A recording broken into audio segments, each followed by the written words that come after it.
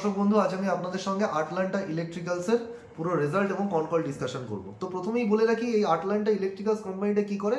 তো কোম্পানিটা হচ্ছে একটা ট্রান্সফরমার কোম্পানি। ট্রান্সফরমারের কাজ কি, তো সহজ ভাষায় বলে দিই, এই যে পাওয়ার প্ল্যান্টে পাওয়ার তৈরি হয়, মানে পাওয়ার জেনারেশন হয়, সেই পাওয়ারকে যদি মানে ধরুন একটা লং ডিস্টেন্স যেখানে পাওয়ার গ্রিড রয়েছে সেখানে যদি পাঠাতে হয়, তাহলে কিন্তু ট্রান্সফরমারের প্রয়োজন হয়। মানে পাওয়ার প্ল্যান্টে যে পাওয়ারটা তৈরি হয় সেটাকে লং ডিস্টেন্স জার্নি করতে গেলে কিন্তু সেটা মানে তার ভোল্টেজ কিন্তু বাড়াতে হয়। তো ট্রান্সফরমারের কাজ হচ্ছে সেই পাওয়ারটাকে স্টেপ আপ করে ভোল্টেজ বাড়িয়ে দেওয়া, তবেই কিন্তু পাওয়ারটা কিন্তু গ্রিডে গিয়ে পৌঁছাতে পারে।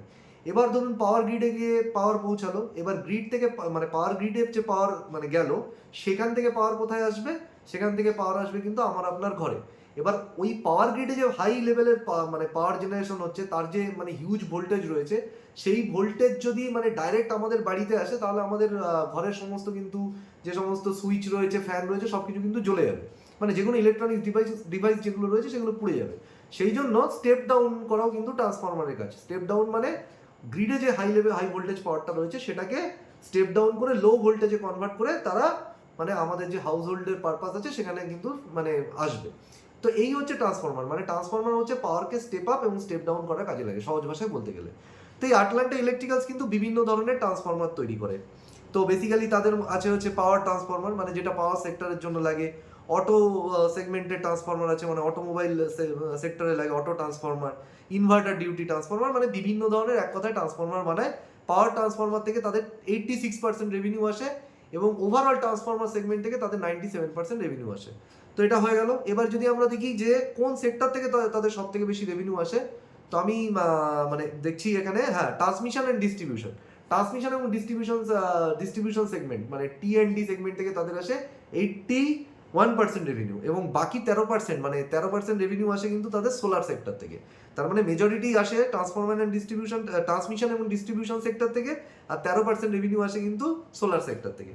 এবার যদি আমি চলে যাই কোম্পানির পারফরমেন্সে, তো কোম্পানির যদি আমি এই মুহূর্তে রেভিনিউ গ্রোথ দেখি, কোম্পানির রেভিনিউ গ্রোথ এসছে 82%, মানে হিউজ রেভিনিউ গ্রোথ এসছে, মানে কোম্পানির পারফরমেন্স কিন্তু খুবই ভালো এসেছে। তা এই যে 82% যে রেভিনিউ গ্রোথ, এই 82% রেভিনিউ গ্রোথ কোথা থেকে এলো? তো একটুখানি মানে কোম্পানি তো মানে বেশি দিনের ব্যবসা নয়, এই গত বছরই আইপিও এসছে। তো আমরা যদি একটু ব্যাকে ফিরে যাই, আমরা দেখবো যে কোম্পানির কিন্তু মোটামুটি আইপিও আসার আগে 3টে প্ল্যান্ট ছিল। 2টো প্ল্যান্ট ছিল হচ্ছে আপনার গুজরাটে, এবং একটা প্ল্যান্ট ছিল কিন্তু ব্যাঙ্গালোরে, এবং 3টে প্ল্যান্ট মিলিয়ে মোটামুটি 15,000 মেগাভোল্ট অ্যাম্পিয়ার ক্যাপাসিটি ছিল। তো কোম্পানি কি করে, যে আইপিও করে, আইপিও থেকে যে টাকা তাদের হাতে আসে সেই টাকা দিয়ে কিন্তু তারা আরো 2টো প্ল্যান্ট কিন্তু তারা মানে মানে আরো 2টো ফ্যাসিলিটি তারা লঞ্চ করে। তো একটা ফ্যাসিলিটি তারা আনে বা প্ল্যান্ট আনে হচ্ছে আপনার হচ্ছে ইয়েতে, ওই গুজরাটের ভদোদরা বলে যে জায়গা আছে সেখানে।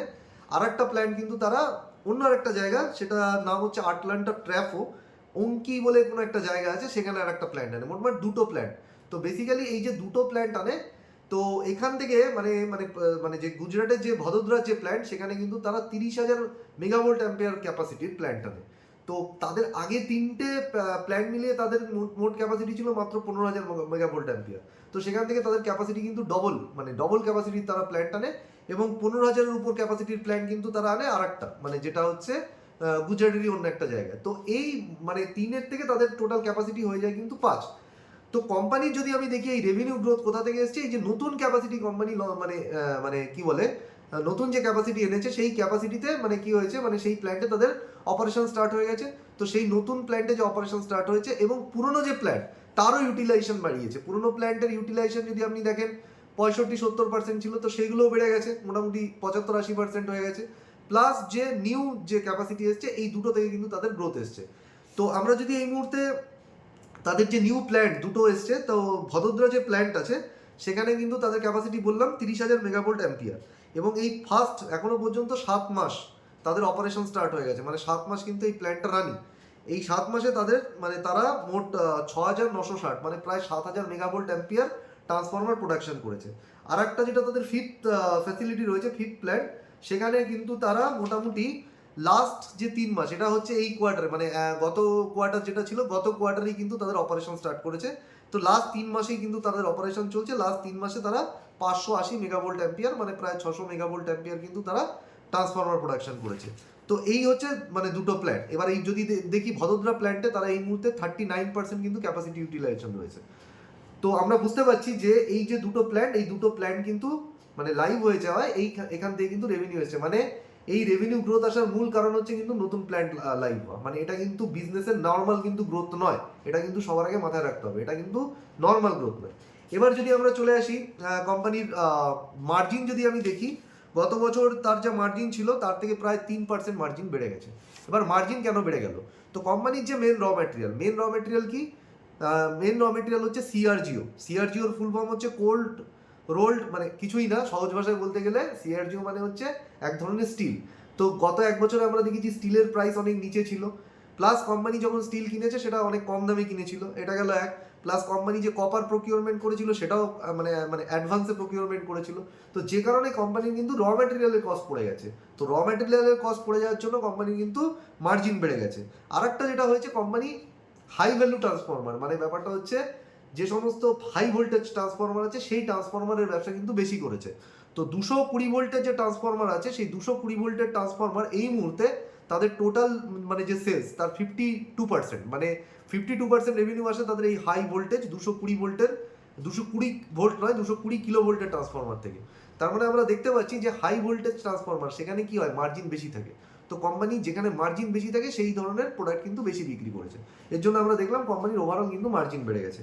এবার যদি আমরা কোম্পানির অর্ডার বুক দেখি, কোম্পানির এই মুহূর্তে অর্ডার বুক হচ্ছে 2493 কোটি টাকা। গত কোয়ার্টারের রেসপেক্টে যদি দেখেন অর্ডার বুক কিন্তু বিশেষ কিন্তু বাড়েনি, কারণ মেজরিটি যে অর্ডার সেটা তাদের গত কোয়ার্টারে এসছে। গত কোয়ার্টারে তারা একটা গেটকো বলে একটা কোম্পানি থেকে মোটামুটি কত 298 কোটি টাকার অর্ডার পেয়েছিল, আর একটা 134 কোটি টাকা তারা অর্ডার পেয়েছিল আদানি এনার্জি থেকে। এই কোয়ার্টারে তারা একটাই মেজর অর্ডার পেয়েছে, সেটা হচ্ছে পাওয়ার গ্রিড থেকে। পাওয়ার গ্রিড কর্পোরেশন থেকে কিন্তু তারা 400 কিলো ভোল্টের, আমরা একটু আগে বলছিলাম হাই ভোল্টেজ ট্রান্সফরমার, এই যে 5 নম্বর প্ল্যান্টটা তাদের এসেছে, এই 5 নম্বর প্ল্যান্টে কিন্তু তারা হাই ভোল্টেজ ট্রান্সফরমার তৈরি করবে। এখনো পর্যন্ত তারা তৈরি করে 220 কিলো ভোল্ট। এই যে 5 নম্বর প্ল্যান্ট, এখানে তারা 440 থেকে 765 কিলো ভোল্টের ট্রান্সফরমার তৈরি করবে, যেগুলো কিন্তু একদম এক্সট্রা হাই ভোল্টেজ ট্রান্সফরমার। তো আমরা যদি দেখি এই এক্সট্রা হাই ভোল্টেজ যে ট্রান্সফরমার 400 কিলো ভোল্টের, তারই কিন্তু অর্ডার পেয়েছে কিন্তু তারা পাওয়ার গ্রিড কর্পোরেশন থেকে। এই 2 তারিখে অর্ডার পেয়েছে এপ্রিল মাসে, এবং মোটামুটি এই অর্ডারের কাজ কিন্তু মানে এই ট্রান্সফরমার কিন্তু এই বছরের মধ্যেই কিন্তু তারা প্রোডাকশন করবে। তো বেসিক্যালি এখনো যদি আমরা দেখি তাদের এই সেগমেন্টটা কিন্তু প্রোটোটাইপ ফেজে রয়েছে। প্রোটোটাইপ মানে হচ্ছে তারা এখন এখানে রিসার্চ অ্যান্ড ডেভেলপমেন্টের কাজ চালাচ্ছে, এবং মোটামুটি মানে এখনো পর্যন্ত তাদের প্রোডাকশন কিন্তু আসেনি। তো মোটামুটি এই বছরের মধ্যেই কিন্তু প্রোডাকশন কিন্তু তারা করা স্টার্ট করে দেবে। তো এখন তাদের মোটামুটি রিসার্চ অ্যান্ড ডেভেলপমেন্ট ফেজে কিন্তু রয়েছে এটা। এবার যদি আমি তো মানে কোম্পানির মোটামুটি আমরা বুঝতে পারলাম। এইবার যে অর্ডার বুক যেটা বলছিলাম সেটা হচ্ছে 2493 কোটি টাকা। আপনি যদি এই মুহূর্তে রেভিনিউ দেখেন কোম্পানির, তো 1800 কোটি টাকা রেভিনিউ আছে। কোম্পানির ম্যানেজমেন্ট বলছে যে আমরা নেক্সট 3 বছরে 40%-এ মানে 40% রেভিনিউ গ্রোথ করবো সিএজিআর বেসিসে। মানে 3 বছর অ্যাভারেজ যদি আমরা ধরি, নেক্সট 3 বছরে 40% আমরা রেভিনিউ গ্রোথ করবো। তাহলে আপনি যদি ধরে নিন যে পরের বছর যদি রেভিনিউ গ্রোথ, মানে আমরা একটা জিনিস বুঝতে পারছি, এই যে 80% রেভিনিউ গ্রোথ, এটা কিন্তু মানে এই নতুন প্ল্যান টেস্টে বলে এসছে, এটা কিন্তু কন্টিনিউশন হবে না। তো পরের বছর 40% রেভিনিউ গ্রোথ আসবে। তো এর উপর যদি 40% বর্তমান যে রেভিনিউ আছে তার উপর যদি ক্যালকুলেশন করি, তাহলে আমি দেখবো যে এখন যে অর্ডার বুক আছে সেই অর্ডার বুক থেকে কিন্তু আরামসে আগামী 1 বছরের কিন্তু রেভিনিউ বা সেলস চলে আসবে। তো সুতরাং অর্ডার বুক কিন্তু তাদের হাতে রয়েছে। এবার যদি আমরা দেখি যে এই যে গাইডেন্স তো দিয়ে দিল 40% গ্রোথ গাইডেন্স, এবার 40% গ্রোথ গাইডেন্সটা মানে কোথা থেকে আসবে, মানে তারা যে গ্রোথ গাইডেন্স দিল কিসের উপর ভিত্তি করে দিল? তো প্রথম হচ্ছে একটা হচ্ছে আমি যেটা বলছিলাম, এই যে এক্সট্রা হাই ভোল্টেজ সেগমেন্টে ঢুকে গেছে। তো এক্সট্রা হাই ভোল্টেজ সেগমেন্টে যে 5 নম্বর প্ল্যান্টে, যেটা মানে 5 নম্বর প্ল্যান্টে 765 কিলো ভোল্ট, আর 4 নম্বর প্ল্যান্টে 400 কিলো ভোল্টের ট্রান্সফরমার তৈরি করছে। এই দুটোই কিন্তু 26 সালের মধ্যে মানে এই বছর শেষের আগেই কিন্তু মোটামুটি এর প্রোডাকশন কিন্তু স্টার্ট হয়ে যাবে। এটা গেল একটা, যেখান থেকে কোম্পানির গ্রোথ আসবে। দ্বিতীয় যদি আমি গ্রোথ দেখি, কোম্পানি 6 নম্বর প্ল্যান্ট তাদের আনছে, এবং এই 6 নম্বর প্ল্যান্ট তাদের যেটা আনছে সেখানে কিন্তু 5000 মেগাভোল্ট অ্যাম্পিয়ার ক্যাপাসিটির প্ল্যান্ট আনছে ইনভার্টার ডিউটি ট্রান্সফরমারের। ইনভার্টার ডিউটি ট্রান্সফরমার মানে কি? এটা হচ্ছে ধরুন এই যে মানে যাদের এই যে ব্যাটারি চালিত গাড়ি আছে তারা জানে, মানে ওই যে টু হুইলার, যেটা electric vehicle, two wheeler electric vehicle, two wheeler যেটা মানে 4 হুইলার ইলেকট্রিক ভেহিকেল, এগুলো তো চার্জ করে দিতে হয়। তো এই যে চার্জিং স্টেশন যেগুলো রয়েছে, চার্জিং স্টেশনে মানে এই চার্জটাকে ধরে রাখার জন্য যে ব্যাটারি ইউজ হয়, তো সেটাকে বলে ইনভার্টার। সেই ইনভার্টার ডিউটি ট্রান্সফরমার যেটা আছে, তো বেসিক্যালি ইভি চার্জিং স্টেশনে লাগে।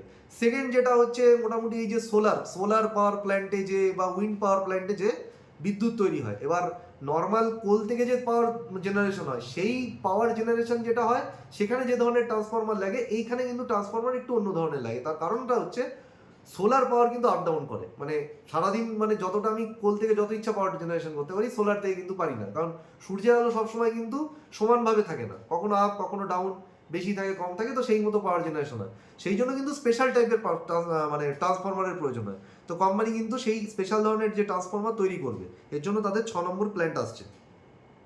আচ্ছা, এ তো মানে এটা তো হয়ে গেল। এবার যদি আমরা দেখি কোম্পানির যে মার্জিন, আচ্ছা আরেকটা যেটা হচ্ছে, যেটা মানে গ্রোথের একটা মানে বড় লিভার এই মুহূর্তে, যে ভদোদরা ফ্যাসিলিটি, যেটা আমরা বললাম কত পার্সেন্ট ক্যাপাসিটিতে চলছে, 39% ক্যাপাসিটি ইউটিলাইজেশন আছে, সেটা কিন্তু 27 সালে গিয়ে তার ক্যাপাসিটি ইউটিলাইজেশন হবে বেড়ে 65%, এবং 28 সালে ফুললি ইউটিলাইজ হয়ে যাবে, মানে 100% ক্যাপাসিটি ইউটিলাইজেশনে পৌঁছে যাবে। মানে ক্যাপাসিটি যত বাড়বে, মানে কোম্পানির হাতে যতটা ক্যাপাসিটি আছে সে যত বেশি তার ইউটিলাইজ করতে পারবে সেটাকে, তত তার রেভিনিউ গ্রোথ আসবে। তাহলে আমরা বুঝে নিলাম যে রেভিনিউ গ্রোথ কোথা থেকে কোম্পানি আসতে চলেছে। এবার কোম্পানি ম্যানেজমেন্টের যদি মার্জিনের গাইডেন্স দেখি, মার্জিনের গাইডেন্স দিয়েছে তারা 18 থেকে 20% লেভেলে।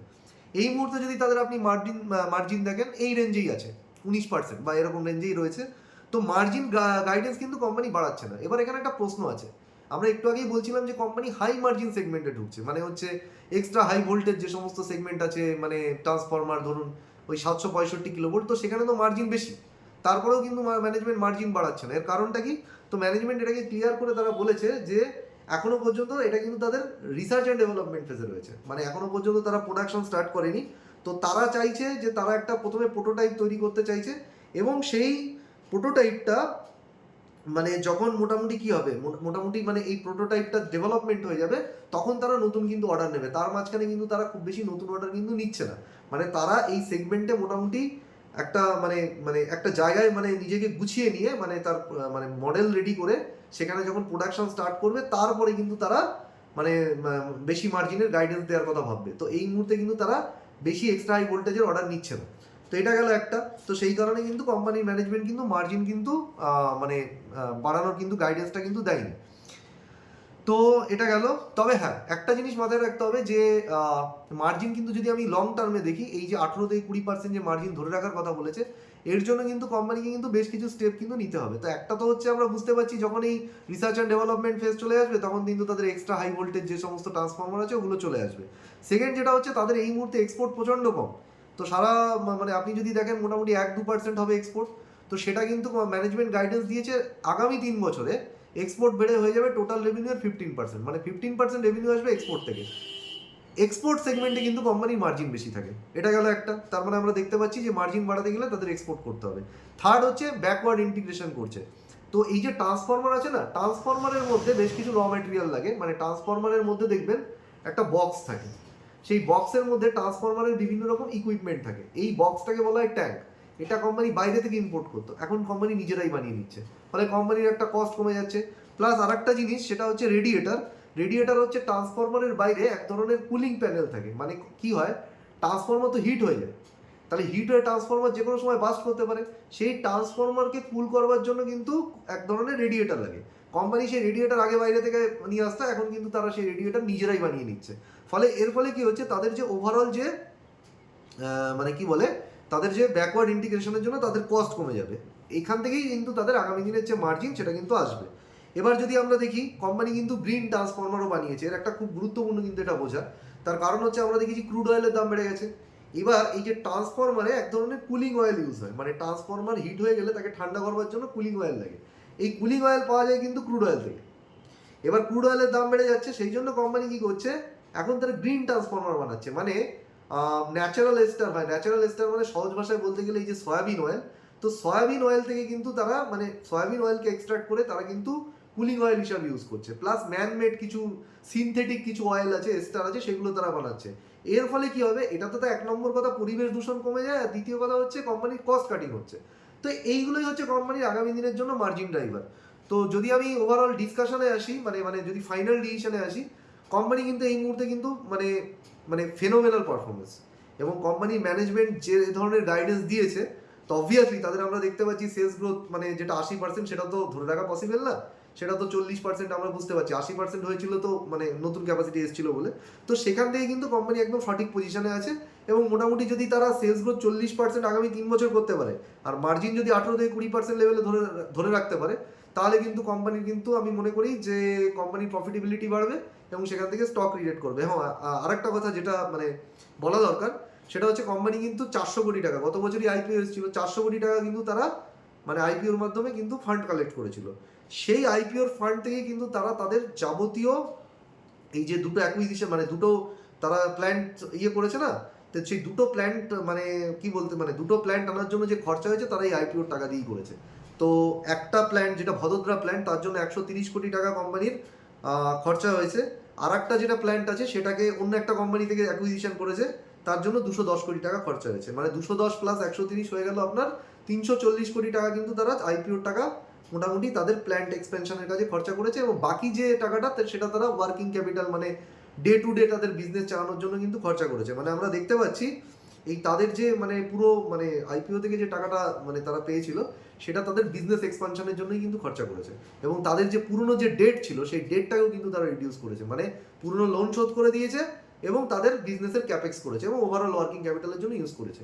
তার ফলে কি হচ্ছে, এই যে লোন রিপেমেন্ট হয়ে গেছে মানে কি আগামী দিনে ইন্টারেস্ট কস্ট পড়ে যাবে, তাহলে ইন্টারেস্ট কস্ট পড়ে যাবে মানে প্রফিটেবিলিটি বাড়বে।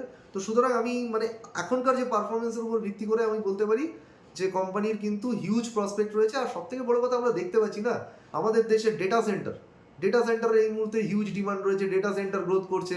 আপনি দেখুন ডেটা সেন্টারে ডেটা সেন্টার যত গ্রোথ করবে ট্রান্সফরমারের ডিমান্ড বাড়বে, রিনিউয়েবল এনার্জি যত গ্রোথ করবে ট্রান্সফরমারের ডিমান্ড বাড়বে, ব্যাটারি এনার্জি স্টোরেজ সিস্টেম মানে মানে বিভিন্ন সেগমেন্ট থেকে কিন্তু ট্রান্সফরমারে কিন্তু ডিমান্ড আসবে।